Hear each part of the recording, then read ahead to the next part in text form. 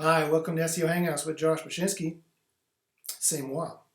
Today I have some very interesting leaks for you from the Google Vault. I'm opening up the Google Vault and we're going to see some interesting Google leaks from more rare and exotic Googlers that have been going on for the last few months. If you're wondering where I've been for the last few months, I've been working on my documentary. For those of you who know or care, I'm making a documentary about how Google has hurt small businesses. And that's almost done. Yay! Currently watching the third version of it and working with my director and my editor to get it's a feature-length film. It's about an hour and a half. So that'll be coming out soon. So that's what I've been doing. That's why I've been making these SEO Hangouts. But I thought I'd slip on here really quick and make an SEO Hangout for you while I'm working here in my office as it gets hot under the hot sun. I have also a scarf. So I've got all kinds of things for you. So let's get right to the SEO Hangout. So, a fellow by the name of Andrei Lepatsev, who's a Google employee, he's a search quality senior strategist in the Dublin office, and he's been doing a bunch of leaky things. He's been giving us a bunch of information, which has been very good. In fact, I think that might have ended because I think he might have given us too much information. That's just my personal opinion. But he's been giving some really good information, and I noticed that these hangouts he's been doing have stopped, and so I'm just guessing, it's just my guess, that there could be something going on there that maybe he's giving up, and considering the information he's giving away, he might be giving away a little bit too much information. So let's get right to the information he's been giving away. So these are very interesting Google leaks here. Okay, so I'm just going to go through them rapid fire. There's no rhyme or reason to them, so just get ready for the deluge of SEO goodness flying at your face bone, into your eye holes, and your ear holes. Okay, so again, this is from Andrei Lepatsev. So Andrei, he said, first off, he said point blank, he said PageRank is no longer a valid or useful metric to tell what sites Google thinks are useful. Useful is his words. Useful, quote. Nor does it affect crawling. However, he did imply strongly that PageRank is not used for ranking nearly as much anymore as compared to usefulness. So useful was his word. And he did imply strongly in this Hangout, which I have the video for if you want to actually watch the actual Hangout. I have the URL if you want me to send it to you.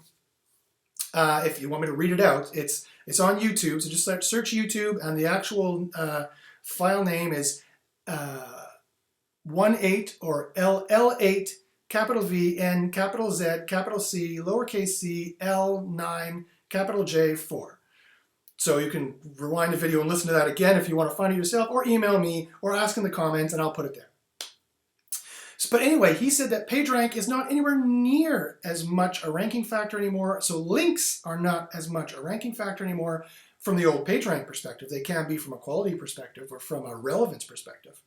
But from the old PageRank, you have X number of links, we give you Y number of ranking points perspective, PageRank is not nearly as much a ranking factor anymore as usefulness or freshness. These are what he said. Useful is his words. I mean, this is not news to a lot of people, but to some people it is news, and so I'm going to keep saying it until maybe it sinks into some people. He also said, and I quote, clicks and impressions is what you should be looking at. So they asked him, and he was in this hangout with Rand Fishkin and a bunch of other more senior SEO types or people in the industry for a very long time. And he answered, he said that clicks, what should we be looking at for SEO then? And he said, because PageRank, it's not a factor anymore, And he said, clicks and impressions is what you should be looking at. So when trying to boost your rankings and doing SEO campaigns, he says Search Console is the thing to look at. Clicks and impressions in Search Console. So that brings us to the question of click-through rate. Rand Fishkin, former CEO of Moz, formerly SEO Moz, but still affiliated with Moz. I don't think he's maybe he's still the CEO. I don't know. There was some change there. I think he's still the president, but I don't think he's the CEO. That's, I believe, what it is. Anyway, Rand Fishkin, longtime SEO guy who a lot of people know, said, okay, well, I've been doing a lot of these experiments with click-through rate. And so Andrei and him had a little bit of a back and forth there. This seemed to be a bit of a problem for Andrei. It looks like Google doesn't like it when senior SEOs come onto their Hangouts and show them up and say, you say that CTR is not a ranking factor, but I've proven numerous times that click-through rate is a ranking factor. I tell a bunch of people to, hey, go to this search result, do this search, click on this result and see if we can boost it up. And it works almost every time. So, and sometimes it sticks, and then sometimes it goes down.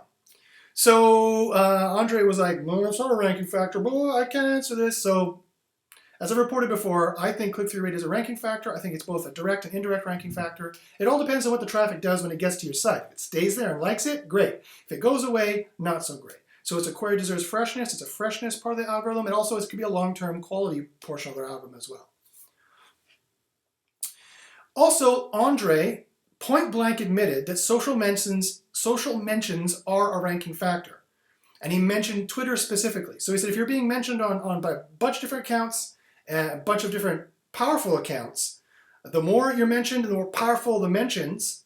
So if some bot, obviously bot, like BOT, robot, computer automated 20 follower Twitter accounts, so 10 of those say you're great, that's not going to do anything. But if 10 people with 10,000 followers, or add that up, that it multiplies, and that has more of a strength and a factor. And so Andre said that specifically, that social mentions do have a ranking factor. And he said, he admits that you should worry whether they, quote unquote, like or dislike, or go to your website or not. So whether they're liking or disliking the website when they go there, or if they go to the website or not. So clicks and bounces and conversions in the broadest sense, he fully admits you should worry about these things, and these are a ranking factor. So we've got a Google employee who's even more point blank than John Mueller, which I thought was pretty point blank already, admitting this for the last year, over a year. Now he's admitting this for well over a year, now, as important as a thing. Also, approximately 6 minutes into this video, if you want to see it, he admits very quickly that they can already see the depth a user goes to on a page. So he admitted point blank, people love when I say that. He admitted, nearly verbatim, how about that, that they can already see that the depth the user goes to on a page. So they already know about he called it before the desktop user story. They know where they're coming from, what browser they're on, what search they did, what they clicked on, what they did on that site. They know all these things already. And then I asked him, I wasn't there, but I asked him in an email. He responded to me. I think I told you about that previously. And he admits that content, links, and Rankbrain, and links and mentions are the same thing for him. Right? So I think they're tracking text mentions. I think they're tracking no-follow links, because that's all social does, right? Everything's no-followed by default, or just goes through a router, or it's like a JavaScript kind of link. So they're tracking more than just ye olde do follow links as offsite references. They need to, because not all their major factors for telling what's going on are social now, and not all of them have ye olde do follow links. And he also said that there's no order to them. He said content, links, and Rankbrain, there's no order to them. Think of them as one conglomerate ranking cluster of their core algorithm, and that they're all important. So links are at best 33% important when it comes to content, and also Rankbrain. Well, what is Rankbrain doing? Well, he also went and admitted that they have no idea what Rankbrain is doing. That Rankbrain can select stuff. So this is my interpretation. He said that they have no idea what Rankbrain is doing. If they can say that, that means that clearly, and Rankbrain is a machine learning artificial intelligence, so this is what Rankbrain is doing. It takes time for it to collect the clicks on the SERP and see what you do on the site and whether you go back or not. And it makes a quality score based on that, based on the Panda patent they released in 2012, which talks about watching user clicks and making a quality score. And so that's how they don't know what Rankbrain is doing, quote unquote, because they don't know where people are clicking. The machine has to watch that. There's billions upon billions of clicks to watch there, right? And it calculates that per niche, per site, per SERP, per search engine results page. And they determine who has the better quality score there, and that's a ranking factor that boosts you or demotes you. So I've said this before. I've talked a lot about this. This is the new way it works. Everybody who's following me knows this. This is how it works. We just have Andre admitting it and telling us point blank that this is what's going on here as well, if you needed any more evidence already, other than the sites we're ranking and the leaks we've already got. And just the logic of it. Of course, this is the way Google's going to go. Okay, so interestingly, Andre also admitted that they're now trying to process negative queries, like in AdWords for search. So someday you can search, how do I defeat Mario Kart without cheating? And it'll give you how to defeat Mario Kart, but without any of the cheating semantic that might not be on those pages. You have a bunch of pages that say, here's how you defeat Mario Kart, use this cheat code. theoretically they'd be able to parse that out. And if they, once they get that semantic, they're working on it now. Once they get that, you should see a huge change in the ranking in the ranks. Now, this was back in March when this was done. I'm opening up the Google Vault here for you. You probably never even heard about this. So they could very well have that finished already. And once that's done, you should see a huge change in the ranking factors in what sites are ranking, because they're going to be able to tell so much better what a site is about and what it's not about, what a page is about, what it's not about. They're going to be able to tell so much better about what people wanted and what they got. And that's what Rankbrain is all about. What did they want and what did they get? And that's the name of the game for them and what they're tracking, what they're trying to boost out. And further on that point, Andre fully admitted, and I quote, "Yes, we've been looking at using machine learning across the board, including web spam." So I repeat, he said, yes, we have been looking at using machine learning, aka Rankbrain, across the board, including web spam. Web spam, aka links, right? That's what they call links. This is industry standard knowledge. Everyone knows this.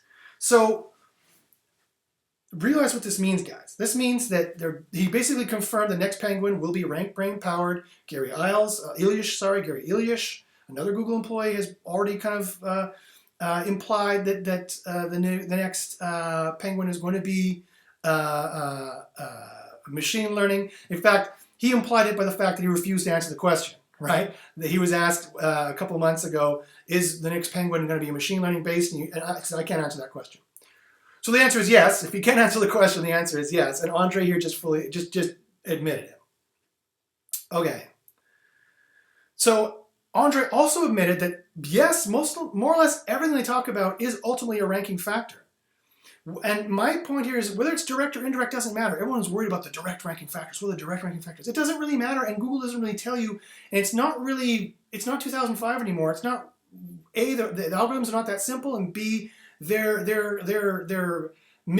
campaign of misinformation has gotten complex enough that it doesn't really, it's not really worth your time to try to tell what the direct ranking factors are. We have a whole breadth of ranking factors that they talk about, and Andre admitted point blank in this that whatever we talk about as a ranking factor, we're not talking about things that are not a ranking factor. He admitted that we don't talk about things that are not a ranking factor. We're trying to tell you what are ranking factors without telling you what they are, so that good SEOs will rank sites well, and the bad SEOs will keep trying to do the crap and try to game our systems and not listen to us. And so this is how they're trying to help good SEOs and not help bad SEOs who are not listening to them. So he fully admitted that everything they talk about is a ranking factor. So some people hear Matt Cutts talk about stuff. He doesn't work for them anymore, but heard Matt Cutts talk about stuff. Here's John Mueller talk about stuff. Here's Gary Ilyish talk about stuff. Here's Miley Oye talk about stuff. Here's Andre Lepatsev talk about stuff. Here's Paul Harr talk about stuff. These are all the current Googlers who are more or less giving us information publicly. Of course, any Googler will give you information. You go to a conference and talk to them if they like you, and you can get information out of them. And you make them think you're one of the good SEOs. Wear a scarf, it'll help. So these are the guys that are and gals that are giving us information now. And some people say, well, just because they talk about it doesn't mean it's a ranking factor. Why are they talking about it then? All right. Yes, the occasional thing could be a public service announcement, but quite frankly, the reason why they're public relations, the reason why they talk to SEOs is for that reason. I said to help the good SEOs and to not help the bad SEOs. That's why they're talking to us. So it's long been my hypothesis and my theory based on my experience in 15 years watching them and talking with them personally, that's why they're talking to us, is because they're trying to throw some of us a bone and block or obfuscate it for the rest of us. And so that Andre just confirmed that point blank. He's like, yes, he admitted everything they talk about is a ranking factor. So whether it's direct or indirect doesn't matter, right? The issue is, you have a whole list of things that are a ranking factor, and if you need a whole list of things that are a ranking factor, let me know. I have it. Contact me. That's what I do in my consulting. I have a 5-hour audit that I go over your site, and I have a full list of all the ranking factors. And I can't really tell. Now, some I know are bigger factors than others. Content, technical, offsite references, user experience. Those are the big ones. Now, some of the smaller ones, speed, although that filters into user metrics as well. So that's a bad example. Maybe valid, making sure your HTML is valid. Let's use that one as an example. So for years, Google said you didn't have to have valid HTML. For those of you who don't know, valid HTML means your hypertext markup language, the code your web page is written in, the stuff, like HTML, head, title, within greater than, less than brackets, that markup language, that stuff. For it to be valid means that it has to be written in such a way that you're not breaking any of the rules of the syntax. And they have programs that can tell you whether your HTML is valid or not. Now, because people are sloppy, and we're not all programmers, we're not all nerd programmers wearing glasses and scarves, means sometimes we make a mistake. And so web browsers have been programmed in such a way for the last 15 years that if you're just minorly broken, they'll make a good educated guess as to what you meant to do and where you meant to put all your elements on the page, and they'll render it fine. Google will render it fine too. That has not been a problem up until quite recently. Google said, they used to say, it doesn't matter, valid HTML is not an SEO ranking factor, until John Mueller stopped saying that. He just said, and now he's saying valid HTML is a ranking factor. You should make sure to do that. Now, is it a major ranking factor? He's admitted no, it's not a major ranking factor. Or he definitely doesn't make it sound like a major ranking factor, but he just says, yeah, you should do it. And this makes perfect sense because if Rankbrain, the artificial intelligence, is making decisions, all it's doing is looking at a collection of web pages and says, okay, our human raters have said these are great. Our human raters have said these are terrible. What are all the factors that these have in common? And what are all the factors that these have in common? What are all the Lord of the Rings good factors? And what are all the whiteboard crap factors? And so the artificial intelligence doesn't care or no. It just says, oh, wow, look, all of these pages over here happen to be valid HTML. I guess valid HTML is a good quality factor. That's how machine learning works. So this is why probably, my guess, is John Mueller is saying, and also because they want it to be valid so they can properly render the page and they can tell where you're clicking and whether conversions are happening or whether users are happy or not. So it could be either of those factors. Either way, when people ask me, or when you try to determine in your own SEO theories, is it a big ranking factor or not? Josh, should I change this or not? I always answer like this. I say, well, if you can, in an afternoon, spend $100 with your programmer and make all your HTML valid, great, do it.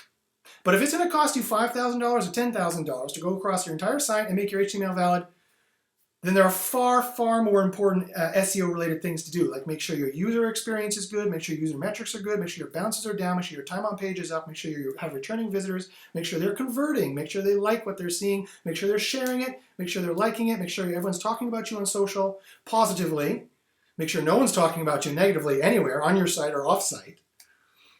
These are the things that are far, far more important for sales, for SEO, for your branding, and for SEO. Both directly and indirectly in those ways. So, let me see, what else? So anyway, you can't always tell what's a direct or indirect ranking factor, and ultimately it doesn't matter. You have a list of SEO factors that you need to do. If you need any help with that list of SEO factors, if you're like, what is the SEO factors? I don't know what they are now. Contact me. That's what I do for a living, is I consult people on this. I'd be happy to do so. I'd be happy to take a look at your site and do this for you. Just before I forget, just so you have my contact information, it's joshbachynski@gmail.com. You can follow me on Twitter at joshbachynski, and you can watch more videos where I leak more SEO goodies like this. I do experiments. I have tutorials on how to do SEO stuff on my YouTube channel at youtube.com/jbachins. That's JBACHYNS, where you're probably watching this. Okay, so Rankbrain, he also said this, that Rankbrain is not just a synonyms library. That's Hummingbird. Hummingbird was the algorithm they wrote June 2013, which does the entity, creates their entity database. They know that Josh is a guy who does SEO, who lives in Canada, who likes UFC, who does all these things. I'm an entity in their database, and this Joe's watch shop is an entity, as a business that has a website, joewatchshop.com, and they sell watches, and they go on Twitter, and they're talking on this. They have an entity database to know all the things, not the strings, right? That was their catchphrase. So Rankbrain is not that. Rankbrain is the artificial intelligence which selects from the entities, from searches to entities. And again, as he said, we don't know what it's doing, meaning that it sees the clicks and what people search and where it terminates, to try and determine if, so it's trying to figure out oh, you meant this and you want this. That's what Rankbrain is trying to figure out. Oh, you search for this. Oh, and you want this, but what you really wanted was this, right? So it's trying to figure out what they're searching for, what they really want, what it can give to them. And you can determine that by a bunch of on-page things and a bunch of off-page things. There's my cat meowing its head off. Okay, so I'm going to end this hangout with a note. Also, a lot of people from people who watch my YouTube channel and also clients who contact me, they ask me if they should run a blog, and they ask me if they should have a blog on their site or off their site. So the question is, should I have a blog on my main domain or should I separate out into another domain and link back? So that's an interesting question. So the answer is a little variable, so stick with me. So quite frankly, if you can nail it every time with every article, as dictated by the number of shares you get and your user metrics, and a good percentage of people continue onto the main site and maybe even buy something and or come back later and buy something, then it's safe to have on the main site. But only if you can nail it every time. I mean, it's got to be high level quality. If people are not sharing it, then it's not quality enough, right? If your user metrics don't show that people are sharing it, and or if your user metrics don't show that people are loving it, that it's doing what it's supposed to do better than everybody else, then it becomes, the less you can do that, the more it becomes a risk to have on your main site. I would say probably don't even bother. Because if it's going to be worth $5,000 a month for you to do that, right, to do that level of quality, you can't just hire someone from the Philippines to do that, or no offense to people in the Philippines, unless they happen to be fluent, very fluent in English, a writer good enough to be in Wired magazine, and they know the subject matter that well. If not, then if you can't do that, but this is still a good strategy for you, and in some cases it is still a good strategy for you to do this, then it's much safer for you to separate it out into an entire other domain and link back to your main site. As long as you don't have any other spammy links, this would be safe to do. Just put a footer link saying this blog is owned and operated by xyz.com. So I'm using that watch example. So, this is Joe's watch blog, a blog about watches, which would be okay if you had really interesting pictures on it. It had a really interesting take on these watches. Otherwise, it would be like every other watch blog. It would suck and wouldn't help you at all. Or you can do like a private blog network kind of style. There's nothing wrong with private blog networks if you don't link back to your site, if you just do text mentions. If you have the programmatic ability to easily make blogs, now Google will probably de-index a bunch of them. You might get pure spam penalties, depending on the quality of these mini sites. But as long as you don't link back to your site, you can have one kind of owned and operated by. If you have one blog and point back, that's fine. If you have 10 blogs, don't link back, just have text mentions talking about, watches are great. Hey, this site, joeswatchblog.com, but it's just text, not a link. Google will pick up that semantic, right? That can help.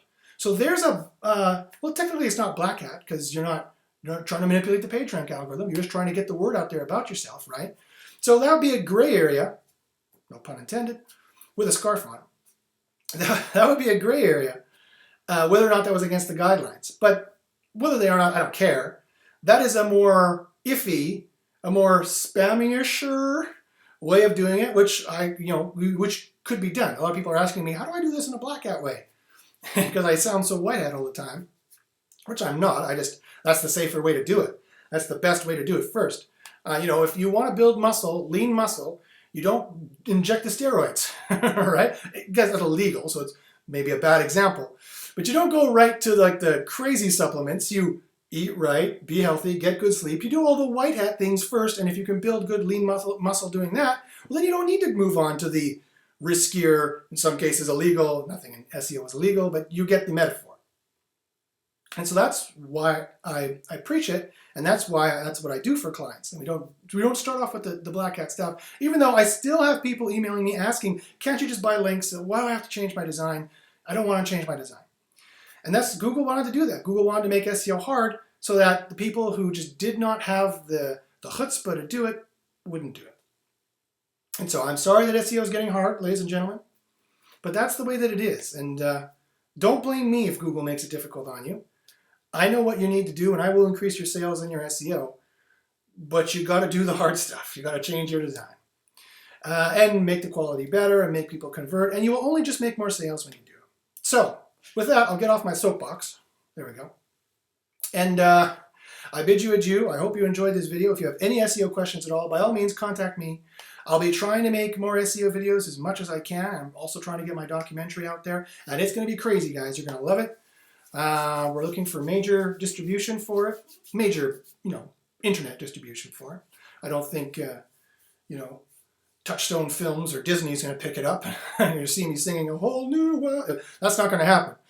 Not that I could handle. I have the chops, but no one cares about whether Google is hurting people. It's not as big a problem as, say, other cough Trump problems. Cough. So anyway, with that, I bid you adieu. I wish you a good day. If you have any SEO questions, by all means, contact me. Again, at joshbachynski@gmail.com. You can follow me at Twitter, at joshbachynski, and you can see more videos like this on really cool SEO leaks, experiments, and tutorials, all for free, at youtube.com/jbachins. So I bid you a good day and good luck in the SERPs.